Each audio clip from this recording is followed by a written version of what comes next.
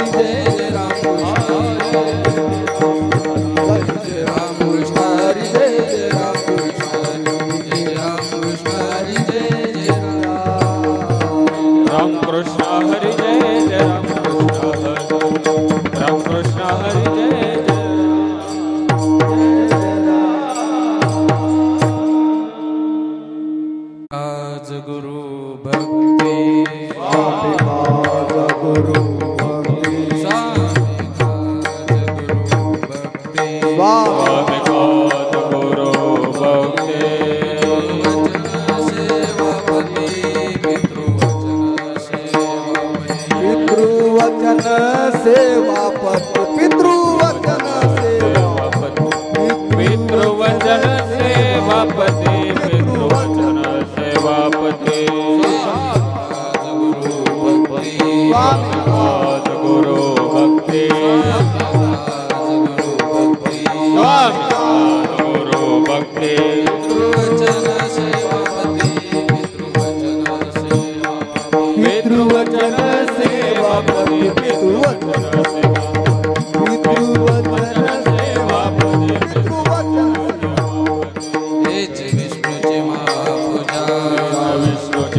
महापूजा विष्णूची महापूजा विष्णूची महापूजा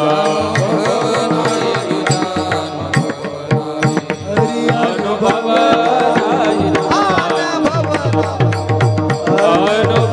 नाही तुझा अनुभव नाही तुझा सत्य बोले मुखे सत्य बोल मुखे सत्य बोले मुखे सत्य बोल मुखे दुख व्याने काचे दुख हरी दुख व्यानी काचे दुख व्यानी काचे दुख व्यानी काचे दुख व्यानी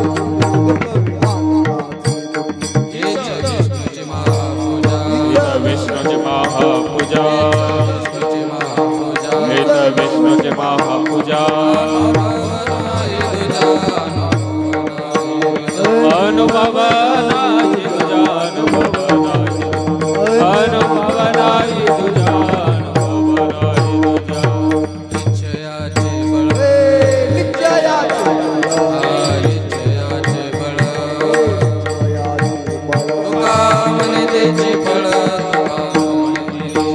तुका म्हणे त्याचे फळ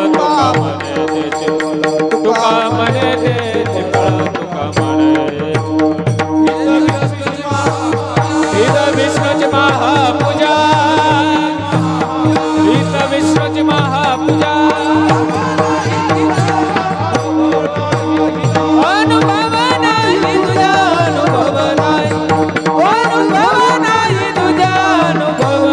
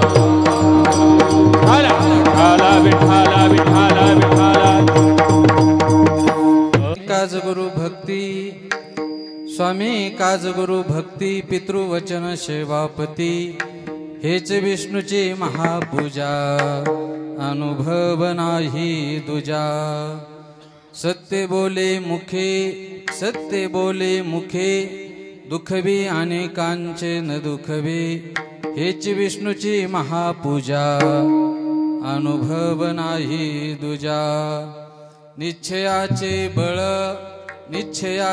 बळ तुका म्हणे तेची फळ हेच विष्णूची महापूजा अनुभव नाही तुझ्या विठ्ठला विठ्ठला विठ्ठला विठ्ठला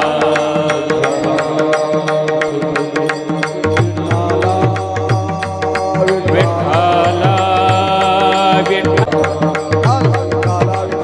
विठ्ठला विठ्ठला विठ्ठला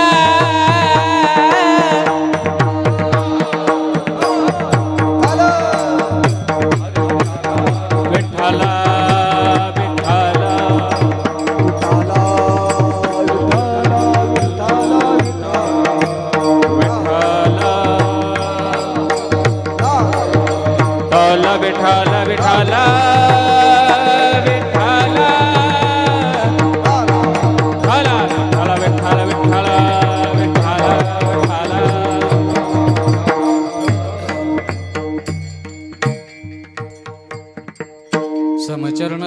सुजलं सान्द्र नीलाम्बुदाभं जगन्निहित पानि मण्डनं मण्डनानां तरुण तुलसीमालां कन्दनं कन्दनेत्रं सदधवलहासं विठ्ठलं पांडुरंगाकारू प्रथम नमना पांडुरंगाकारू प्रथम नमना दुसरे चरण संताचिया दुसरे चरण संताची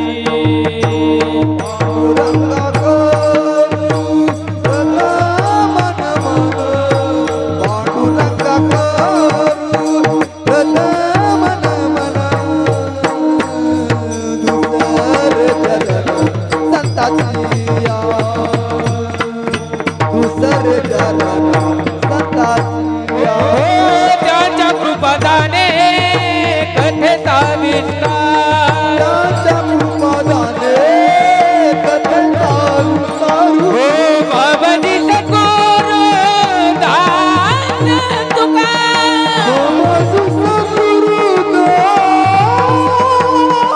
त्यांच्या कृपादाने कथेचा विस्तार त्यांच्या कृपादाने कथेचा विस्तार बाबाजी सद्गुरु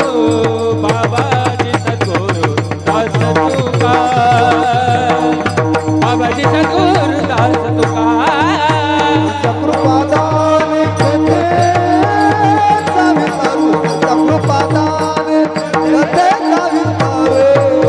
बाबाजी सद्गुरु दास तुका बाबाजी सद्गुरु दास तुका पांडुरंगा करू प्रथम नमन दुसरे चरण संतांचिया त्यांच्या कृपा जाणे कथेचा विस्तारू बाबाजी सद्गुरु दास तुका वक्रतुंड महाकाय सूर्यकोटी समप्रभ निर्विघ्नं कुरु मे देव सर्वकार्येषु सर्वदा या कुंदे तुषारहार धवला या शुभ्रवस्त्राव्रता या विनावर दंडमंडित करा या श्वेत पद्मासना या ब्रह्माच्युत शंकर प्रभुती बिलदेवे सदा वंदिता सामां पातु सरस्वती भगवती निशेष जाड्या पहा शरण शरण हनुमंता शरण शरण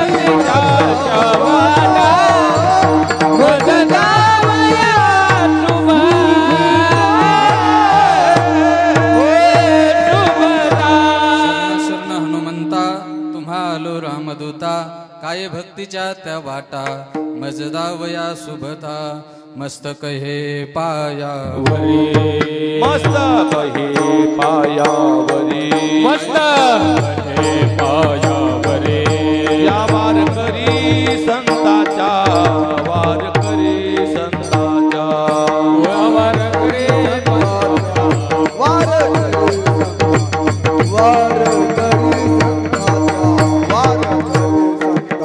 मस्तक हे पायावरिया वारकरी संताच्या वारकरी संताच्या या वारकरी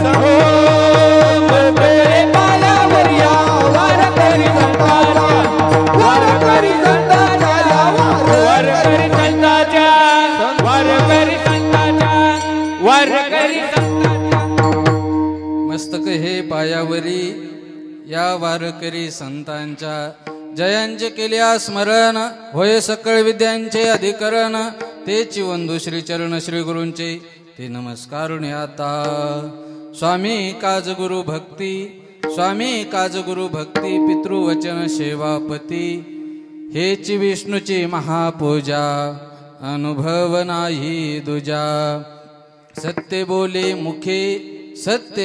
मुखे दुखवे अनेकांचे न दुखवे हेच विष्णूची महापूजा अनुभव नाही दुजा निश्चयाचे बळ तुका म्हणे तेची फळ हेच विष्णूची महापूजा अनुभव नाही दुजा विठाला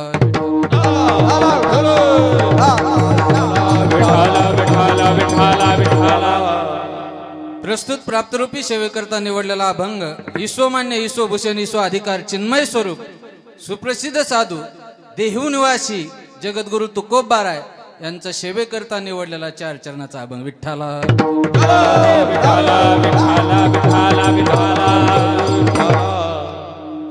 थोडासा पर्याय द्यायचा म्हणजे आज जी कीर्तन सेवा आहे सालाबाद प्रमाणे चालत असलेले द्वादशीचा नियम आज इंदिरा एकादशी निमित्त आपल्या या श्री धारणगाव या नगरीमध्ये हा उत्सव या ठिकाणी आमचे जिवलग मित्र असणारे ते कथाकार पण आहेत, ते कीर्तनकार आहेत, ते मृदंगाचार्य आहेत आणि आमचे अतिशय जिवलग म्हणजे आळंदीला असल्यापासून आजपर्यंतचा आमचा जो संबंध आहे. पण महाराज पहिल्यांदा गावात येण्याचा योगी म्हणून थोडासा विलंब झाला, क्षमा असावी. विठ्ठला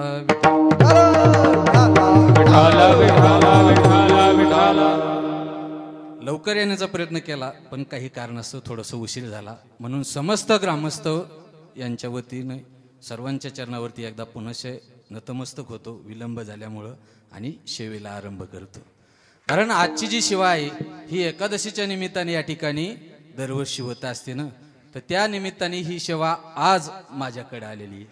आमचे हरिभक्तपरायण शत्रुघ्न महाराज त्यांचा सर्व परिवार असेल, सर्व या परिवाराकडून ही सेवा माझ्याकडे आली आणि या सेवेसाठी महाराष्ट्रात नामवंत असणारे सर्व गुणीजन मंडळी या ठिकाणी आमचे बंडू महाराज असतील, आमचे भागवत महाराज असतील, पलीकडे आदिनाथ महाराज, वामन महाराज, सर्व गावकरी मंडळी, आमच्यासोबत आलेले शंकर महाराज असतील, राम महाराज असतील, या ठिकाणी चोपदार बाबा आहेत, पलीकडे इनेकरी बाबा आहेत आणि माझ्यासोबत आलेले जिवलग मित्र मृदंग महामेरू मनोहर महाराज थोरे. तसेच या कीर्तनासाठी आवर्जून उपस्थिती, कारण आम्ही इथे येणार आहेत आमच्या अगोदरच या ठिकाणी माऊली कीर्तन सोहळा चॅनलचे मालक आमचे माऊली भाऊ तेही या ठिकाणी उपस्थित आहेत. सर्वांच्या उपस्थितीमध्ये गणेश महाराज चोपडे आम्ही माऊली भाऊच म्हणतो त्यांना, कारण चॅनलमुळं माऊली भाऊ, ज्यांचं सर्वांवरती प्रेम आहे आणि हे कीर्तन सर्वांपर्यंत त्या ठिकाणी पोहोचवण्याचं काम या ठिकाणी माऊली कीर्तन सोहळ्यामार्फत होत आहे. आता विलंब झाला अल्पसा वेळ, 1 तास उरला बाळू महाराजाशी. विठ्ठला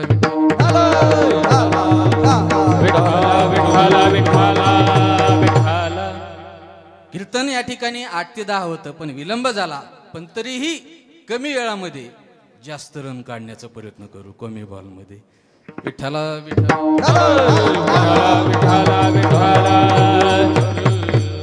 सर्वांच्या चरणावरती नतमस्तक होतो आणि अभंगाकडे येतो.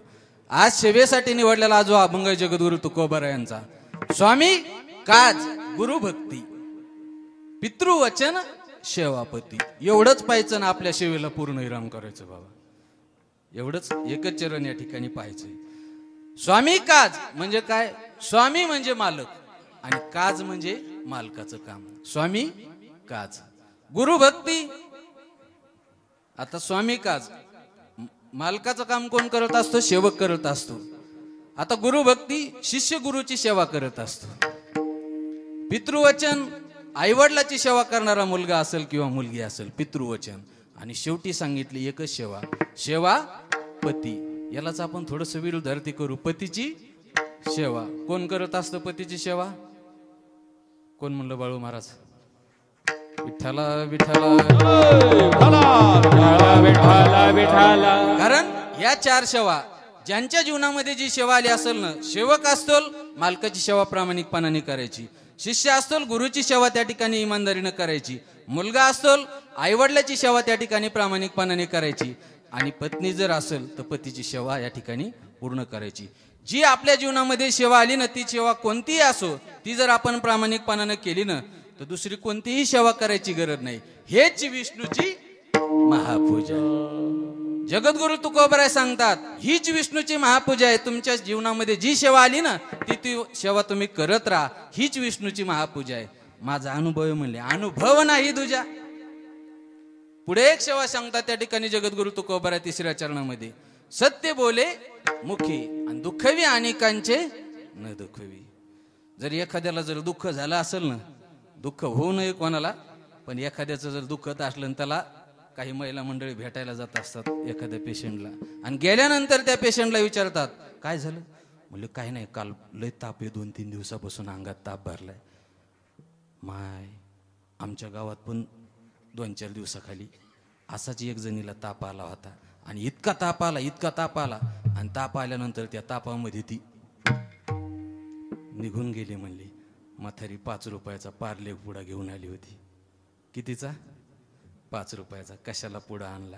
कारण दुःख त्या ठिकाणी आपण निवारण करायला जायचं होतं, पण त्या ठिकाणी दुःख वाढवायला गेलो. असं करायचं का म्हणले? नाही.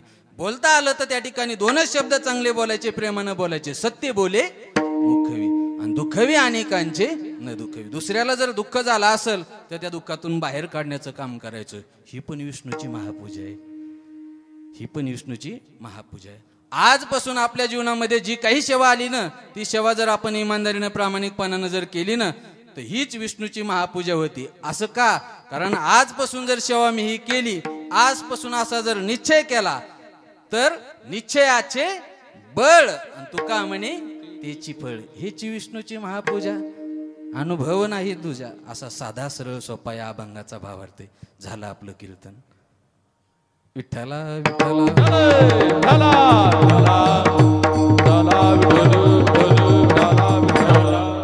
स्वामी काज म्हणजे काय? मालकाचं काम करणारा कोण असतो? सेवक असतो. रामायणातले एक उदाहरण सांगतो, समोर चालतो. ज्यावेळेस प्रभू रामचंद्र सीताईसाहेबाचा शोध घेण्यासाठी लंकेपर्यंत गेले, आणि लंकेत गेल्यानंतर रावणासोबत युद्ध केलं, आणि युद्ध करून रावणाचा वध करून सीताईसाहेबाला परत अयोध्येत आणलं. आणि अयोध्येत आणल्यानंतर आजपर्यंत मला ज्यांनी ज्यांनी मदत केली ना, त्यांना भेट वस्तू देत सुटले प्रभू रामचंद्र. प्रत्येकांना भेट देत होते. सगळ्यांना जे मागल ते, कोणी गावं मागितले, कोणी हत्ती घोडे पालखी रत्न वगैरे माणिक मोती जे मागितलं ते देऊन टाकलं. पण सीताईसाहेब जवळ आल्या, मालक तुम्ही एक जणाला विसरलात म्हणले. विसरलात? सीते तू कोणाला म्हणते? जगाचा मालक आहे, ब्रह्मांडाचा धनी, अयोध्येचा राजा आहे. मी विसरलो? नाही म्हणले. हा मालक तुम्ही विसरलात. का म्हणते सांग ना. मालक तुमची आणि माझी परत ज्यांनी भेट घालून दिली ना, त्यांना तुम्ही विसरलात. त्यांना तुला वाटतं मी त्याला विसरलो? नाही विसरलो. त्यांना नाही विसरलो सीते. पण तुला खरं सांगू, त्यांनी तुझी माझी भेट घालून दिली. त्यांनी इतकी सेवा केली की ती सेवा केल्यानंतर माझ्याजवळ त्याला देण्यासाठी काहीच नाही म्हणली. काहीच नाही. काय द्यावे त्याशी?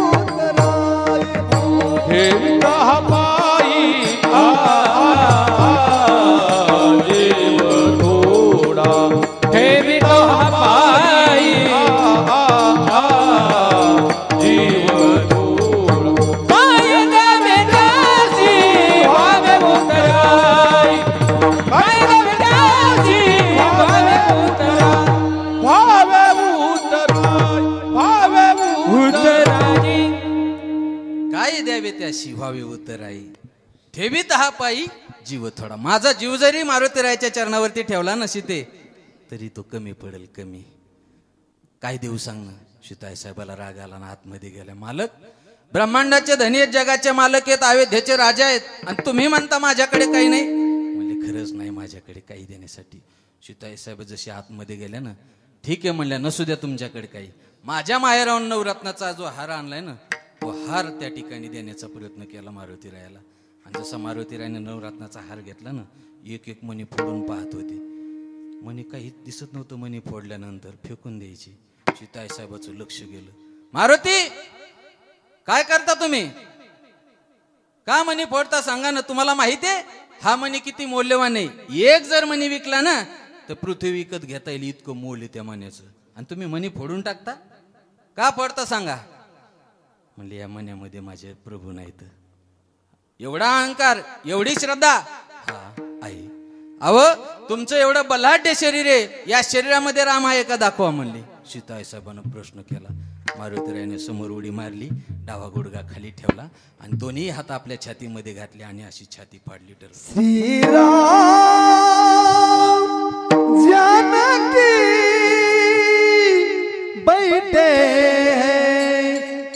मेरे सीने में, श्रीराम जानकी बैठे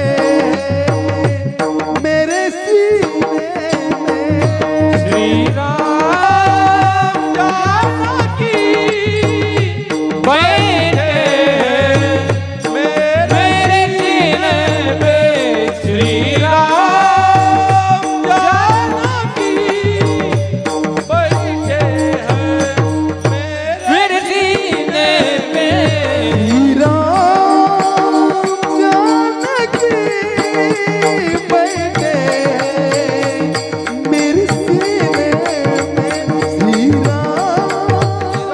जानकी बैठे मेरे सीने पे,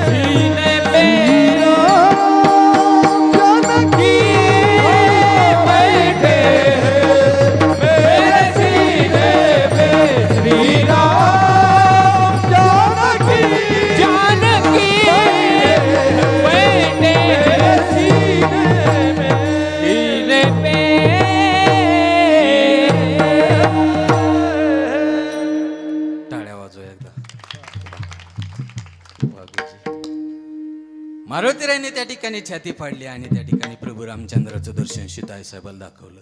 जसं छाती फाडली ना तर टीव्हीत दाखवतात ना प्रभू रामचंद्र, सीताई साहेब, लक्ष्मण भैया आणि छोटेसे मारुतीराय, तसंच हृदयामध्ये छाती फाडून दाखवलं मारुतीरायाने.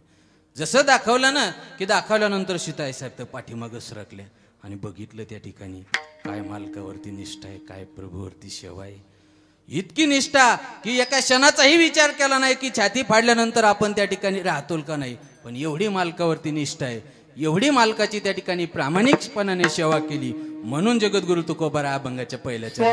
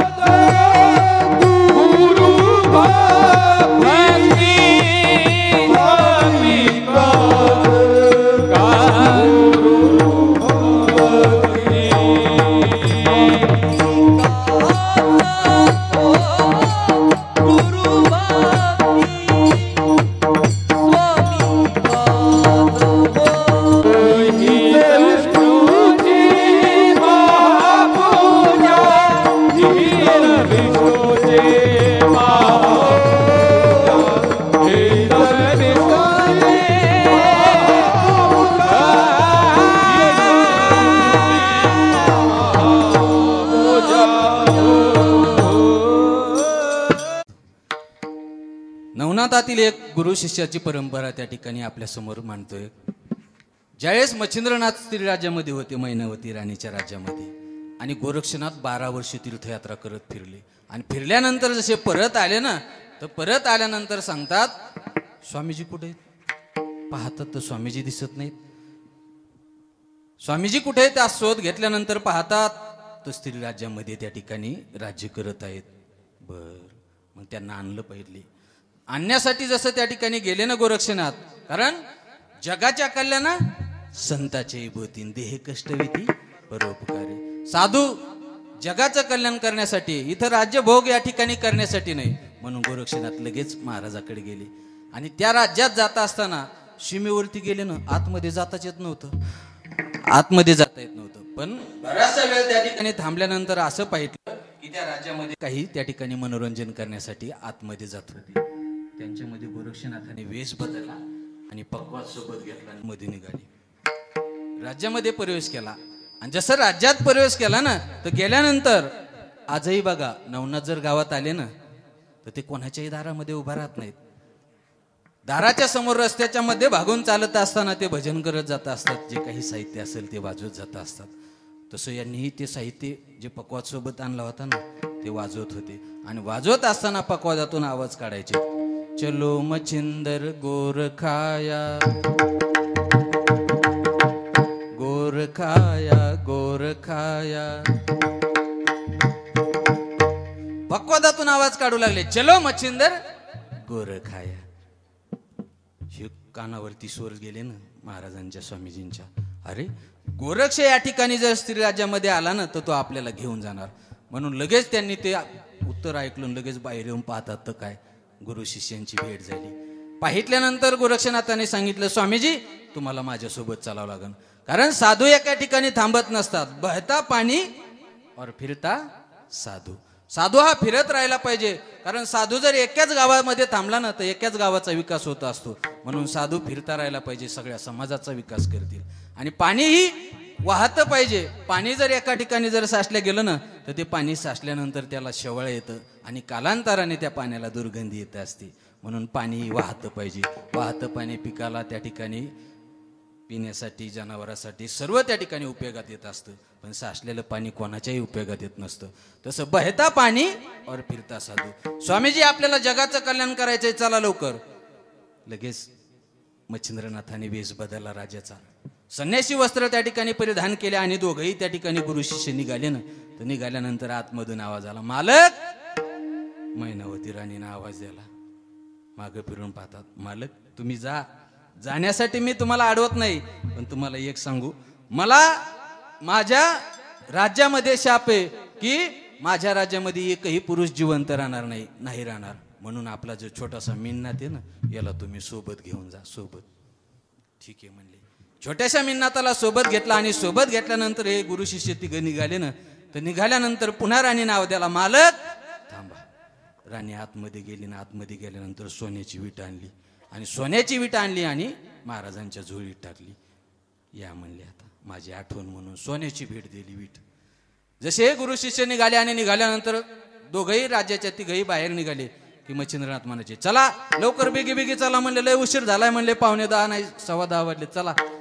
विठ्ठला पळत होते. आणि पळत असताना बराचसा वेळ ते पळत पळत पुढे जात होते.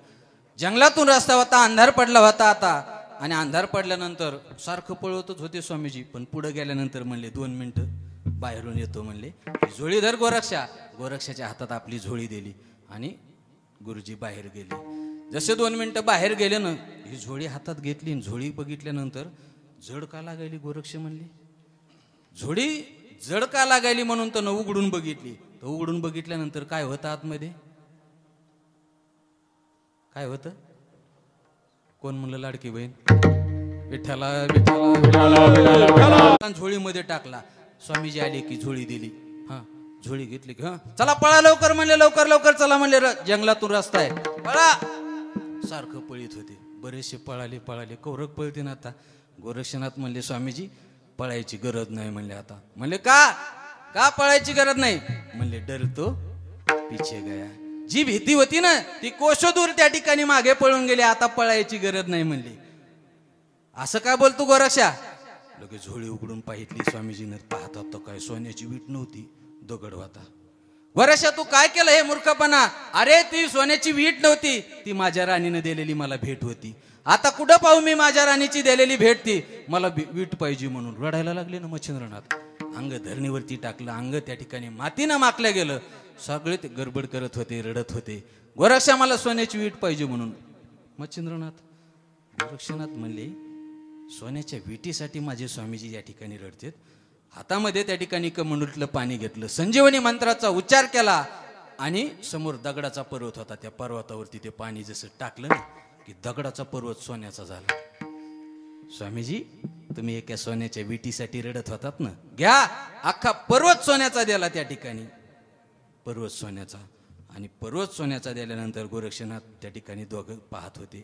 स्वामीजी उठले आणि म्हणले, गोरक्षा मला तुझी परीक्षा पाहायची होती.